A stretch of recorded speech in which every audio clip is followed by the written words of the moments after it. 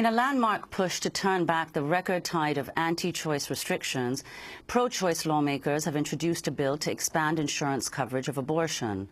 The Equal Access to Abortion Coverage and Health Insurance, or Each Woman Act, would dismantle the nearly 40-year-old Hyde Amendment, which bans federal funding for abortion except in cases of life endangerment, rape, or incest. The Hyde Amendment cuts off funding for a routine medical procedure sought by 1 in 3 women to members of the military and their families, federal employees, women in federal prisons, Peace Corps volunteers, Indian Health Service clients, and Medicaid recipients. Research has shown 1 in 4 women on Medicaid who want to end their pregnancies instead give birth when the funding is unavailable. While a minority of states do provide Medicaid coverage for abortion, a number of states have gone beyond the Hyde Amendment, banning abortion coverage on any insurance plan or on plans sold through healthcare exchanges. Dubbed the third rail of abortion politics by MSNBC's Adine Carmon, taxpayer funding for abortion is an issue even pro-choice Democrats have hesitated to touch. In 2010, President Obama issued an executive order ensuring the ban on federal funds for abortion would stand under his signature health care law.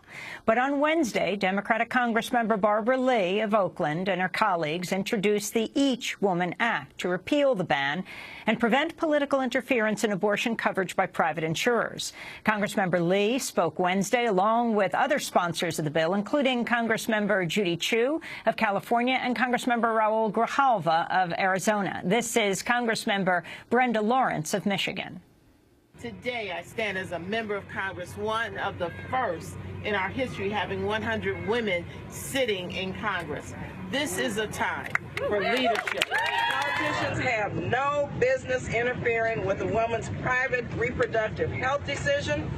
The Each Woman Act ends these political bans, whether they're imposed at the state or federal level. Nearly 1 in 7 women of reproductive age is insured through Medicaid. Half of Medicaid enrollees are people of color. 3 in 10 young women are eligible for Medicaid. We know that this attack on poor women is an attack on all women.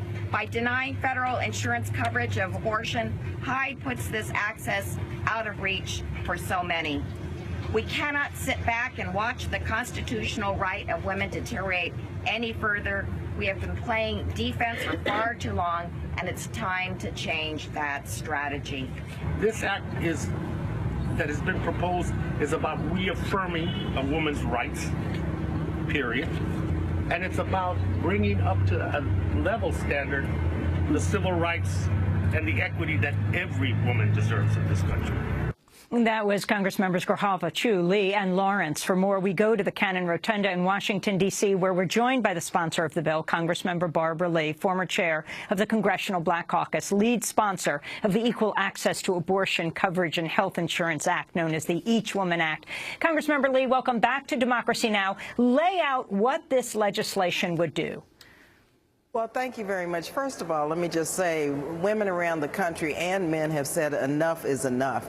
And what this legislation basically would do is remove the barriers and the bans on funding for reproductive health care, all the reproductive health care options which women with money have, which includes abortions. And so finally we have, and I'm so pleased we had 70 co-sponsors who introduced this bill along with myself to just say basically enough is enough. We want equity.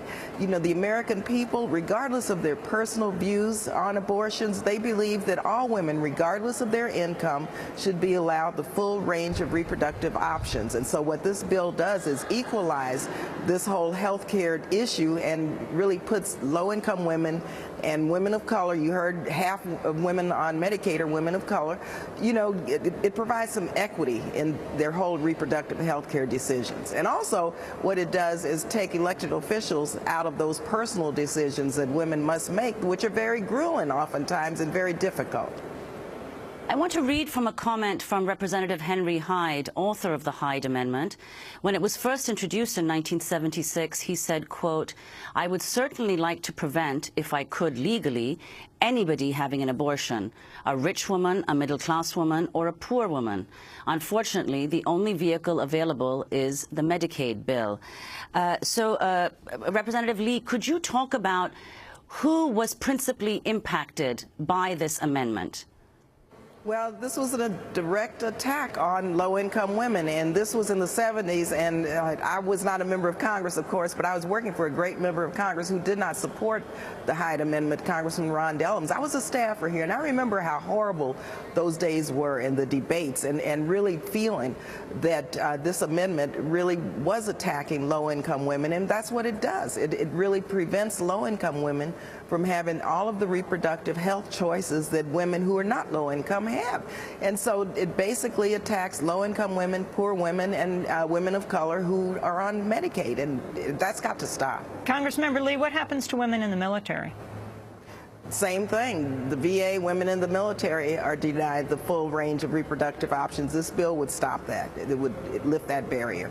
And what are the prospects for this bill moving forward in a Republican House? Well, of course, we have to educate the public, which I believe are really there, but we have to let members of Congress know that the public, I think over 80% of the public really believes, regardless of their personal views, that there should be some equity and that low-income women should be treated fairly. And so we have a massive educational campaign to conduct. But I tell you one thing, women all around this country, and I'm so proud of all of the young women, the organizations who've been working for years and years and years on this legislation. Now we have 72 co-sponsors. Of course, we have a Tea Party-controlled, very conservative Congress. So we are not, we don't have our heads in the sand. We're not looking at the world through rose-colored glasses and believe that this could pass this year.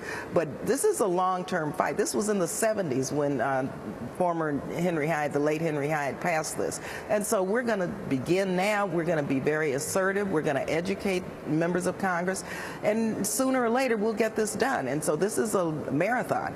But it must start somewhere. So we've taken the very first step.